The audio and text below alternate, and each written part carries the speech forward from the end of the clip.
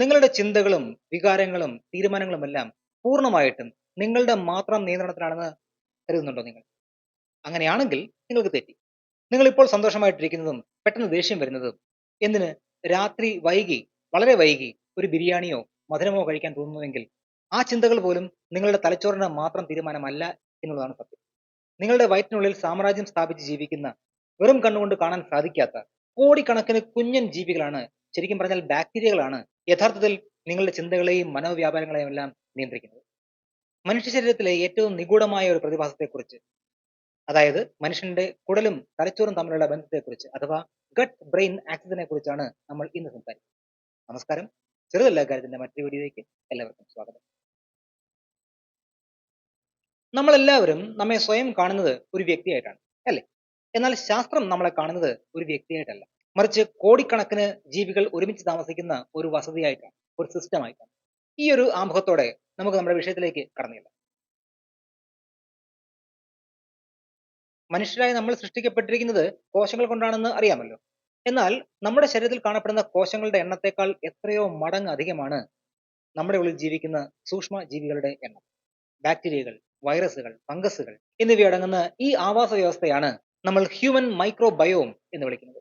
California സർവകലാശാലയിലെ ജനിതക ശാസ്ത്രജ്ഞർ നടത്തിയ പഠനത്തിൽ ഒരു മനുഷ്യന്റെ ശരീരത്തിൽ സ്വന്തം DNA കോശങ്ങളെക്കാൾ എത്രയോ കൂടുതലാണ് ഈ സൂക്ഷ്മജീവികളുടെ DNA ഘടകം എന്നാണ് സൂചിപ്പിക്കുന്നത്. ഇങ്ങനെ നമ്മുടെ ഉള്ളിൽ ജീവിക്കുന്ന അല്ലെങ്കിൽ നമ്മിൽ ജീവിക്കുന്ന സൂക്ഷ്മ ജീവികളിൽ അധികവും ജീവിക്കുന്നത് നമ്മുടെ ദഹന വ്യവസ്ഥയ്ക്കുള്ളിലാണ്, പ്രത്യേകിച്ചും വൻകുടലിൽ.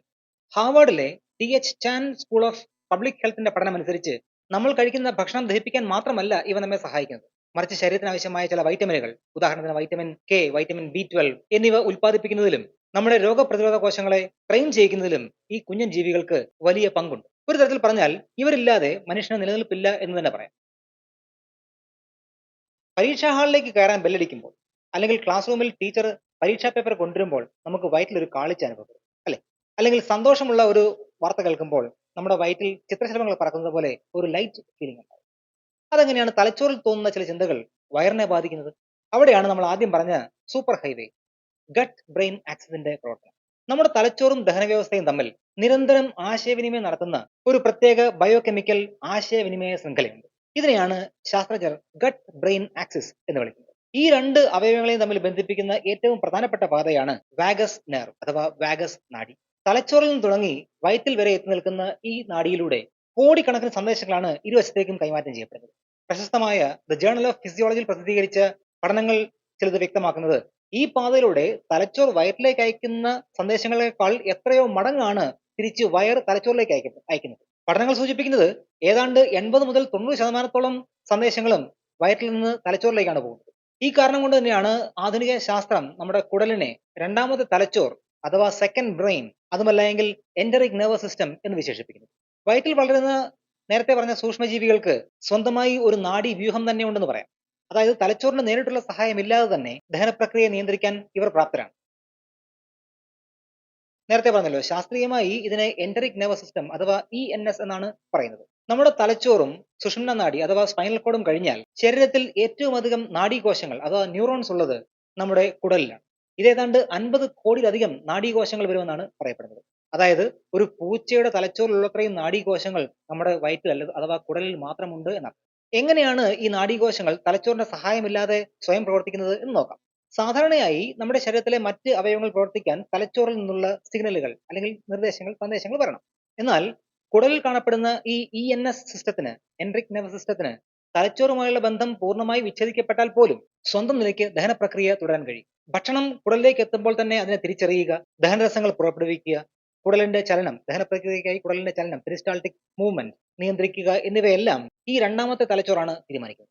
ഈ നാഡീവ്യൂഹത്തെ സജീവമായി നിലനിർത്തുന്നതിൽ നമ്മുടെ ഉള്ളിലെ ബാക്ടീരിയകൾക്ക് വലിയ പങ്കുണ്ട് താൻ.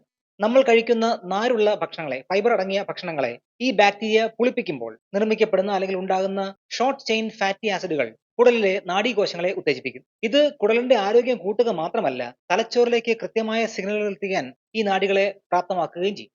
ഈ പറഞ്ഞ സംഗതിയെ എളുപ്പം മനസ്സിലാവാനായിട്ട് നമുക്ക് ഒരു ഉപമ വേണമെങ്കിൽ പറയാം. നമ്മുടെ ശരീരത്തെ ഒരു വലിയ രാജ്യമായി സങ്കല്പിക്കുക.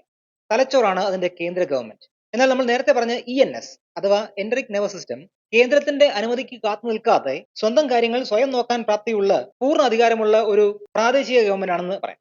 ഈ പ്രാദേശിക ഗവൺമെന്റിനെ നിയന്ത്രിക്കുന്നതും ഉപദേശിക്കുന്നതുമെല്ലാം അവിടുത്തെ വാസക്കാരായ അല്ലെങ്കിൽ താമസക്കാരായ അഥവാ ജനങ്ങളായ കോടിക്കണക്കിന് ബാക്ടീരിയകളുമാണ്. ഇപ്പോ ഏകദേശം മനസ്സിലായി കാണും.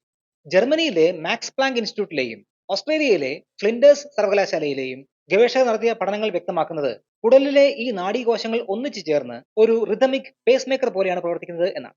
അഥവാ തലച്ചോറിന്റെ കൽപ്പനയ്ക്ക് കാത്തു നിൽക്കാതെ തന്നെ കുടലിന്റെ പേശികളെ എപ്പോൾ ചുരുക്കണം, എപ്പോൾ വികസിപ്പിക്കണം എന്നെല്ലാം നിയന്ത്രിക്കുന്നതും തീരുമാനിക്കുന്നതും ഇവരാണ്. നിങ്ങൾ ഇന്ന് കട്ടിലിൽ നിന്ന് ഉറക്കം വിട്ട് എഴുന്നേറ്റത് ഉന്മേഷത്തോടെയാണോ അതോ ഭയങ്കരമായ ഒരു വിഷാദത്തോടെയാണോ? നിങ്ങളുടെ ഈ മാനസികാവസ്ഥയെ നിശ്ചയിക്കുന്നത് തലച്ചോറിൽ ഉണ്ടാകുന്ന ചില രാസപദാർത്ഥങ്ങളാണെന്ന് പഠിച്ചിട്ടുണ്ടാവും. എന്നാൽ ആ രാസവസ്തുക്കളുടെ നിർമ്മാണശാല എവിടെയാണെന്ന് അറിഞ്ഞാൽ ശരിക്കും നിങ്ങൾ ഞെട്ടും. മനുഷ്യനിൽ സന്തോഷവും ഉന്മേഷവും പ്രദാനം ചെയ്യുന്ന സെറട്ടോണിൻ എന്ന ന്യൂറോ ട്രാൻസ്മിറ്ററെ കുറിച്ച് നിങ്ങൾ കേട്ടിരിക്കും. കാലിഫോർണിയ ഇൻസ്റ്റിറ്റ്യൂട്ട് ഓഫ് ടെക്നോളജി നടത്തിയ വിപ്ലവകരമായ ഒരു പഠനത്തിൽ ശരീരത്തിലെ ഈ ഹാപ്പി ഹോർമോൺ ഉൽപ്പാദിപ്പിക്കുന്നത് അഥവാ അതിന്റെ 90% ഉൽപ്പാദിപ്പിക്കുന്നത് നമ്മുടെ തലച്ചോറിലല്ല, നമ്മുടെ കുടലിലെ ചില പ്രത്യേക കോശങ്ങളിലാണെന്നാണ് കണ്ടെത്തിയത്. നമ്മുടെ വയറ്റിൽ ജീവിക്കുന്ന സ്പോറോസാർസിന പോലെയുള്ള ചില ബാക്ടീരിയകൾ നമ്മൾ കഴിക്കുന്ന ഭക്ഷണത്തെ പ്രോസസ്സ് ചെയ്യുമ്പോഴാണ് ഈ ഹോർമോണിന്റെ ഉൽപ്പാദനം തകൃതിയായി നടക്കുന്നത്. അതുപോലെ തന്നെ നമ്മെ ശാന്തരാക്കാനും ഉത്കണ്ഠ കുറയ്ക്കാനും സഹായിക്കുന്ന ഗാബ എന്ന കെമിക്കൽ മെസഞ്ചറും ഈ കുഞ്ഞൻ ജീവികൾ, ഈ സൂക്ഷ്മാണുക്കൾ നിർമ്മിക്കുന്നുണ്ട്.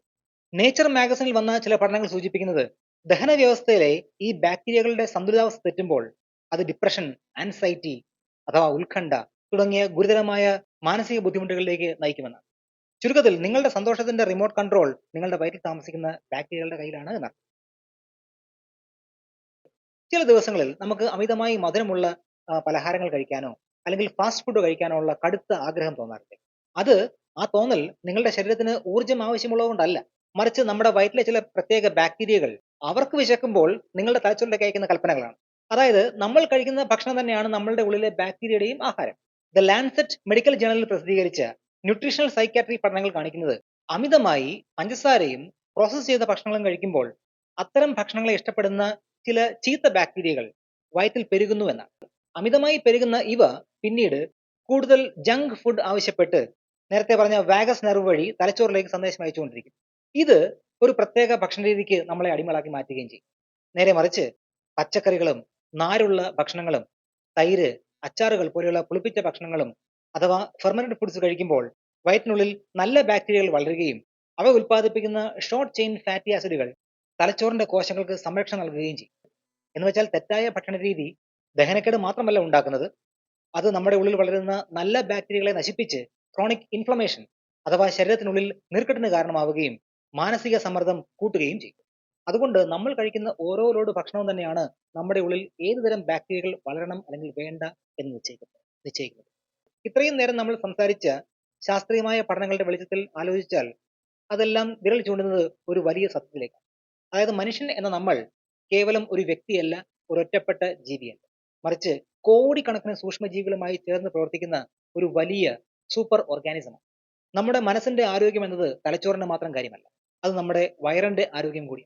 ആരോഗ്യകരമായ ഭക്ഷണ രീതിയിലൂടെയും നല്ല ജീവിതശൈലിയിലൂടെയും മാത്രമേ നമ്മുടെ ഉള്ളിൽ വളരുന്ന ഈ കുഞ്ഞൻ ജീവികളെ സന്തോഷിപ്പിക്കാനാവൂ.